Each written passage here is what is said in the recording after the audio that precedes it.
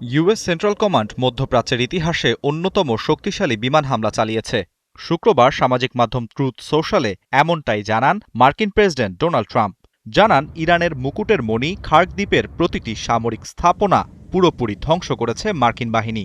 তবে দ্বীপটির জ্বালানি অবকাঠামো এখনও অক্ষত রেখেছে তারা। মার্কিন প্রেসিডেন্ট ডোনাল্ড ট্রাম্প দ্বীপটিকে ইরানের ক্রাউন জুয়েল বা মুকুটের মণি বলে উল্লেখ করেন। এই বক্তব্যকে অতিরঞ্জিত মনে করা হচ্ছে না। পারস্য উপসাগরের উত্তরের দিকে ইরানের বন্দর শহর বুশেহরের কাছাকাছি খার্ক দ্বীপটি ইরানের তেল অর্থনীতির অন্যতম প্রধান ভিত্তি। ট্রাম্পের দাবি অনুযায়ী দ্বীপটির সামরিক স্থাপনাগুলো যদি ধ্বংস হয়ে থাকে, তাহলে ভবিষ্যতে মার্কিন বাহিনীর জন্য দ্বীপটিতে অভিযান চালানো বা দখলে নেয়া তুলনামূলক সহজ হতে পারে বলে মনে করছেন বিশ্লেষকরা।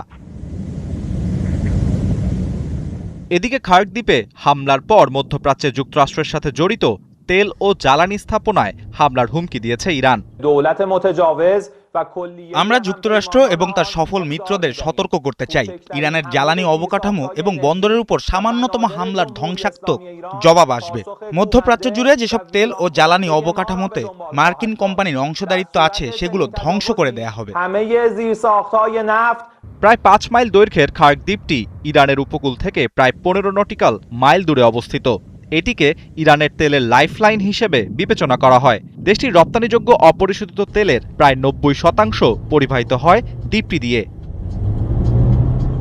বিশ্বের বড় বড় তেলবাহী ট্যাঙ্কার দ্বীপটি হয়ে পারস্য উপসাগর ও হরমুজ প্রণালী দিয়ে বিভিন্ন দেশে যায়। এর মধ্যে রয়েছে ইরানি তেলের সবচেয়ে বড় ক্রেতা চীন।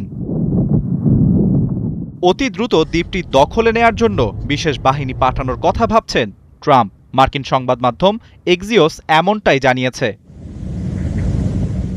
আরাফাত ইসলাম, ৭১।